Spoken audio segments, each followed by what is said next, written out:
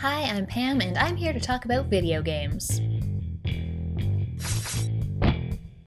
Today, I'm talking about a brand new metroidvania with an absolutely gorgeous art style. It's Mio Memories in Orbit.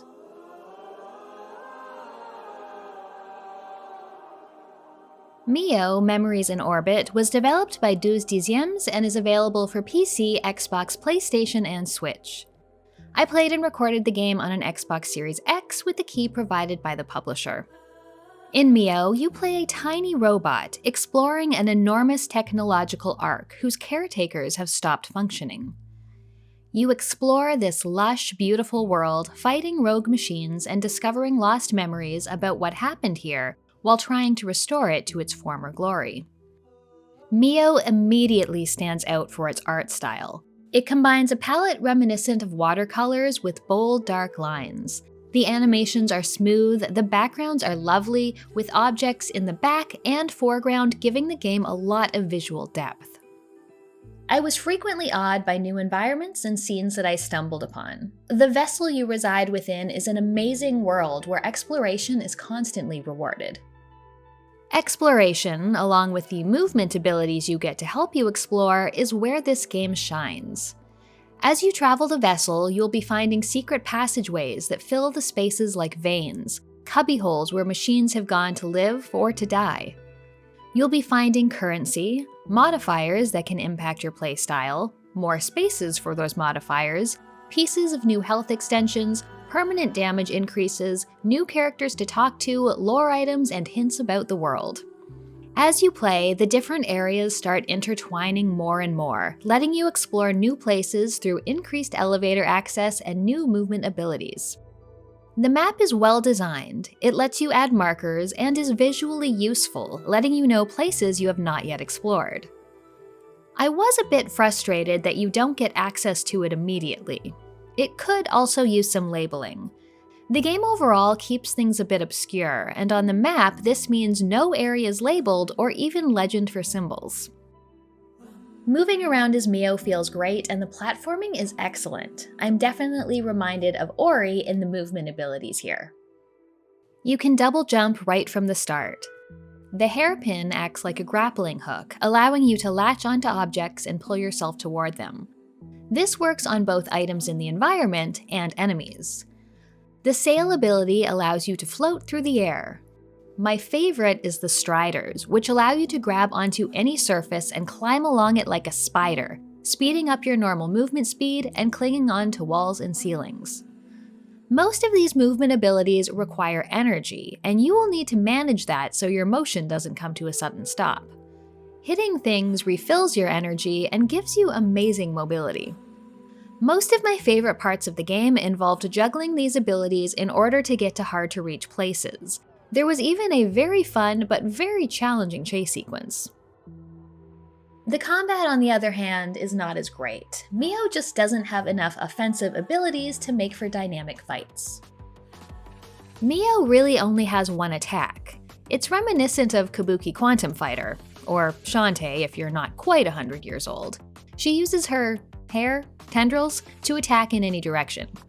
This is a melee attack with a fairly long range. While fighting enemies out in the world, this is fine, but when fighting bosses, which are numerous, it just doesn't feel like enough. It's strange because I think the bosses themselves are pretty cool. They look great, they have a variety of well-telegraphed attacks. Mio has a dodge ability that lets her phase out and avoid any damage while staying in place. She can also use her hairpin to quickly get to the boss. But when it comes to offense, it's just smack, smack, smack, retreat. Smack, smack, smack, retreat. The avoidance of damage is the most interesting part of boss fights, but the lack of offensive abilities makes the fights overly long and tedious. There are also puzzlingly long runbacks to each boss. They're not difficult or filled with hazards, they're just longer than they need to be. Mio has some interesting difficulty options to help you out if you're having trouble with the game. Their effects are subtle. The first, eroded bosses, will make boss health go down slightly after every failed attempt. It's very difficult to tell the difference from attempt to attempt, not only because there are no numbers in the UI, but also because I think the difference is very minimal. Still, it's a cool idea. I like the idea of fights becoming gradually easier as you're also having to learn them. There's also a pacifist toggle, meaning enemies in the world will only attack you if you attack them first. I didn't try this one, but I also think this is a pretty great idea. Lastly, there is ground healing. You gain a layer of protection, an extra health basically, if you stay on the ground for a short time. This one can really come in handy if you're trying out tough platforming segments. I like that these difficulty modifiers are unique and subtle, just a little bit of help without breaking the game. Another unique thing about Mio is how it deals with currency. You collect knacker when you defeat enemies or find broken down machines out in the world. Knacker is used to restore your protective layers at special machines, letting you heal in between save points, which are quite sparse. It's also used to buy things in the workshop to augment yourself. You get knacker in liquid form, though you can find machines that let you crystallize it, safeguarding it against deaths. When you die, you lose any liquid knacker. You don't drop it, you lose it. This is probably a pretty wild take, but I actually like this more than having the opportunity and the pressure to retrieve it. At the beginning of the game, losing your knacker has a purpose. It helps wake up the hub of the vessel and eventually gives you access to the map. Once this is done though, it doesn't seem to make any further difference. Losing knacker seemed pretty punitive in the first few hours of the game, but once I came across the crystallizing machines, and I started running out of things to spend it on, it didn't seem to matter that much, and I rarely even paid attention to how much I had. There is one design decision in this game that is absolutely mind-boggling to me. There are certain things to accomplish, which you won't know until after you've done them, where your reward is losing 1 max health. There's a story reason for this, but that doesn't make it any less rude. Though I questioned a number of things in this game, it also had a lot of amazing little touches. I liked finding the overseers of the world to activate fast travel points. I love the way they reach down and hug you when you attune yourself to the gate. I like talking to the characters you find. And I love the creeping sound effect of using your striders. Above all, I loved exploring this world. The world of Mio is one that frequently made me feel lost within it, but never stuck. I flitted back and forth between the areas, finding a little more to do here, something new to discover there.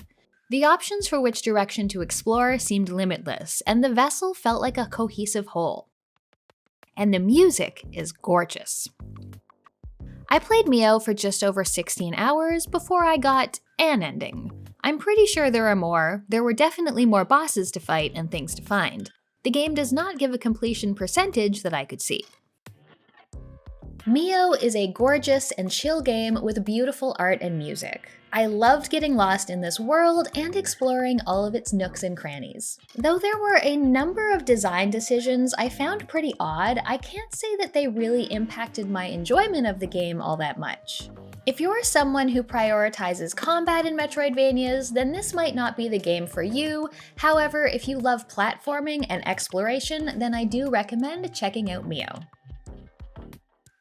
If you want to see more, check out my look at the Metroidvanias of 2025, or another of my videos. I have a Patreon, or you can become a channel member if you want to support my channel. Thanks for watching, and I'll see you next time.